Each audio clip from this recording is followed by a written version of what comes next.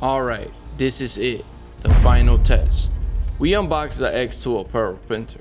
We set it up, we even ran production, but today it's time to find out if this thing is really worth it. Can the print survive the wash? Can it handle oversized designs?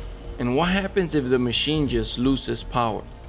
Let's find out. I've been testing the xTool Apparel Printer for a couple months now, and I discovered a few things you're definitely going to want to know before buying one. In this video, I'm running a wash test, maxing out the biggest prints this machine can do, and answering the top 5 questions you guys keep asking me. But I'm warning you, one of these answers might actually surprise you. So it's laundry day, and in the last video, we printed these t-shirts. I told you guys I wanted to wear them before washing. Well, now it's time to put them to the test. Can the xTool Apparel Printer survive the wash? Let's find out. This is our first wash test. Let's give it a quick inspection. I'm looking for 3 main things: cracking, peeling, and fading. So far, this t-shirt looks really good.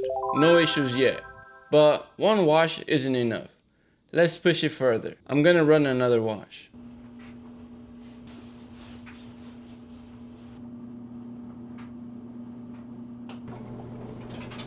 While those shirts are spinning, let's test the maximum print size on this printer. When it comes to t-shirt printing, size really does matter.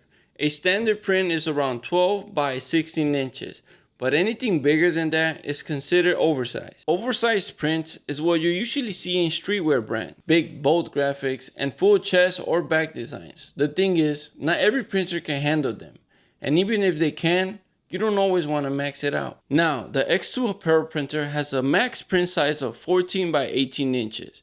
But I'll be honest, just because you can push it that far, doesn't mean you should. It's kinda like a car with a top speed of 150 miles per hour. Yeah, it could technically do it, but you will be playing with fire if you run it full throttle. So instead, I'm gonna touch the edge with a custom 13 by 17 inch design, which is still a massive print. And since I'm a huge anime fan, I'm bringing back one of my old designs I made a couple years ago. Let's see how it comes out.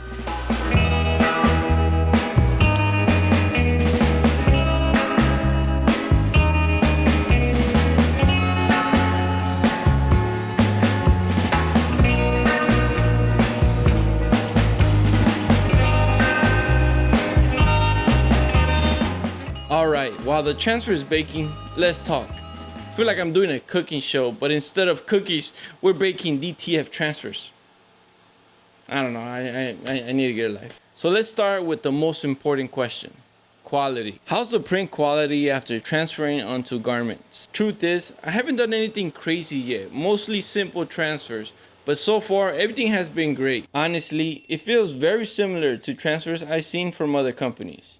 Now, I'm no DTF expert, but here's something I recently learned. I used to think printing transfers was just copy, paste, and print. Turns out, that's not the best way to do it. The smartest way is adjusting your design to drop less ink, so it lays down smoother, not heavy, not too rough. And of course, pressing is just as important. Get your temperature, pressure, and time dialed in, and the results look even better. So overall, the print quality is solid.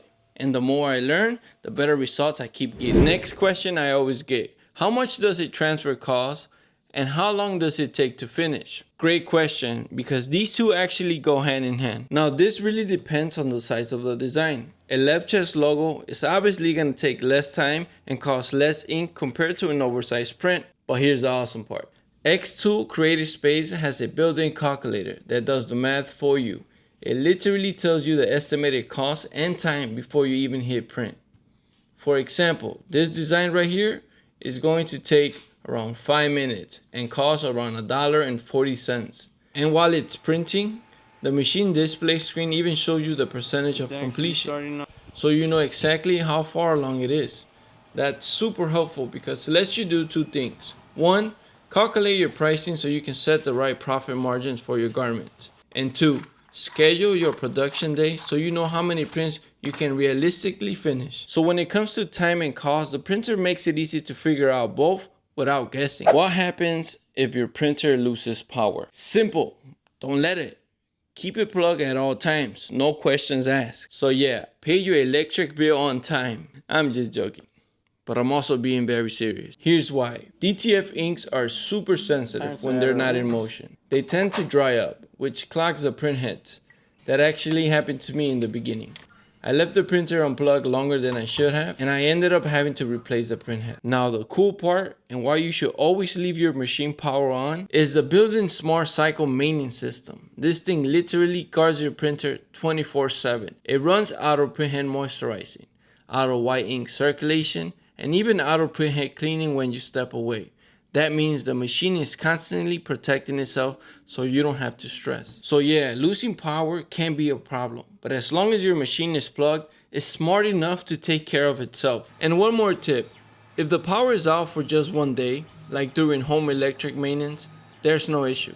The longer the outage, the more manual cleaning is required. After about a week, the print head needs soaking. So the best way to save time and effort is simply to avoid long power outages. Alright. Second wash test. Let's take a look. Honestly, this still looks pretty good to me. No cracking, no peeling, color still holding up strong. Should I do another wash test? Yeah, why not? Let's really put it through the spin cycle this time. Customer service can make or break any machine. You can have the best printer in the world, but if the support's not there, there's a high possibility that you can get stuck. So how's xTool customer service? Honestly, my experience with their support team has been pretty great. Every time I had an issue or a question, they helped out. Now, there was a specific question that caught my attention. They asked, if I need to repair something, do I need to ship the printer all the way back to China? Here's the deal. Yes, if you live in China. xTool's headquarters is in Shenzhen, China, but they just recently opened a brand new US warehouse and showroom in Mountain View, California. On top of that, they got overseas warehouses in Canada, UK, EU, Australia, and Japan, which helps with faster delivery. Beyond the Mountain View showroom, they also have 300 plus demo rooms worldwide with passionate hosts and local repair teams. If needed, they can even provide on-site installation and repair services, which can come very handy. So no, you don't have to ship your stuff back to China. Plus, xTool has a pretty big online community. That means if you run into smaller problems or just have questions, there are plenty of other users who share solutions. Warranty-wise, this machine itself comes with a 12-month warranty.